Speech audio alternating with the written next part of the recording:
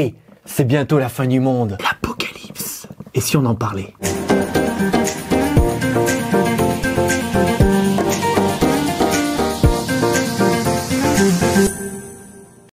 Dans un sondage réalisé en 2012, oui, je sais, la référence n'est pas toute jeune, mais en 2012, on parlait partout de la fin du monde, suite à une prophétie maya qui datait de plusieurs millénaires. Donc, un peu normal que tout le monde s'affolait.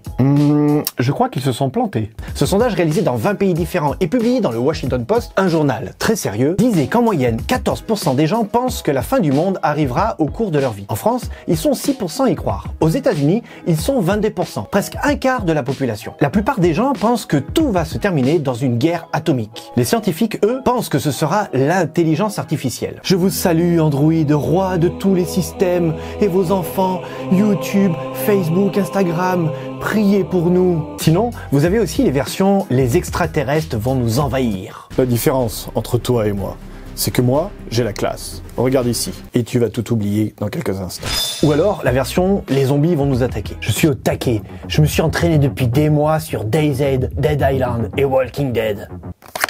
Tu savais, toi, qu'il existait au moins 150 annonces sérieuses de l'apocalypse à travers l'histoire. Je vois...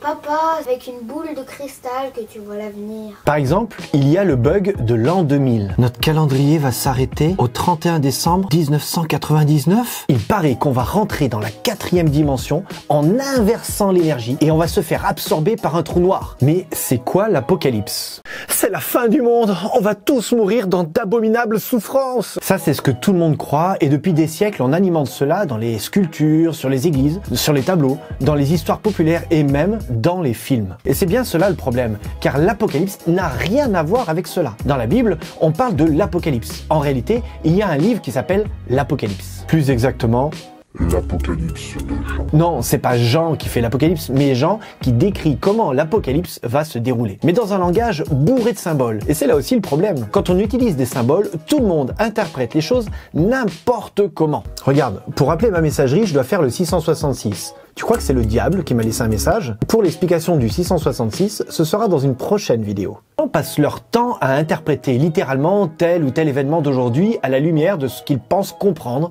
et sans respecter la logique biblique. Chut, je suis sûr qu'il y a un lien entre le bonhomme vert de Cthelem et le cavalier vert de l'Apocalypse. Alors, si toi aussi tu te sens perdu face à tout un tas d'annonces apocalyptiques, eh bien, je vais te donner la clé secrète pour bien comprendre l'apocalypse. Chers téléspectateurs, nous avons enfin trouvé la solution.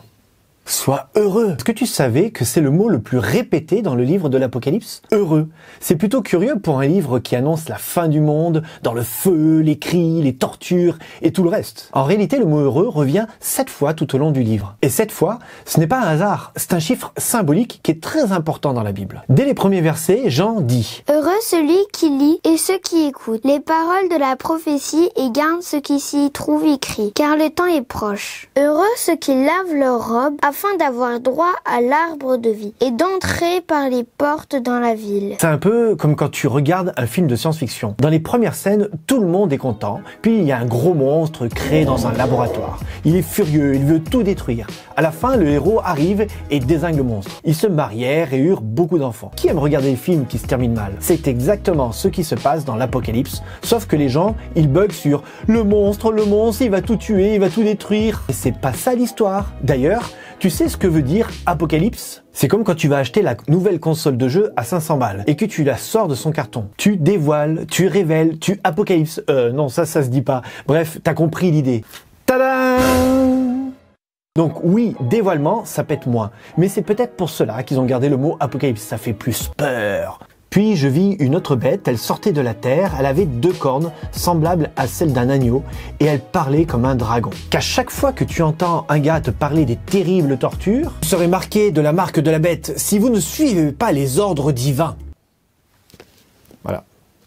Ou que tu crois à toutes les théories fumantes annoncées, je t'assure, l'implant, ils vont te le mettre ici, sous la peau, en même temps que le vaccin Covid-19, et après, ils vont l'activer avec la 5G. Alors, tu as l'opposé de l'objectif de ce livre. Si l'apocalypse te fait peur, t'es à côté de la bonne interprétation. L'apocalypse, c'est le happy end, c'est la joie, c'est le sentiment de paix. Et ça, c'est pas faux.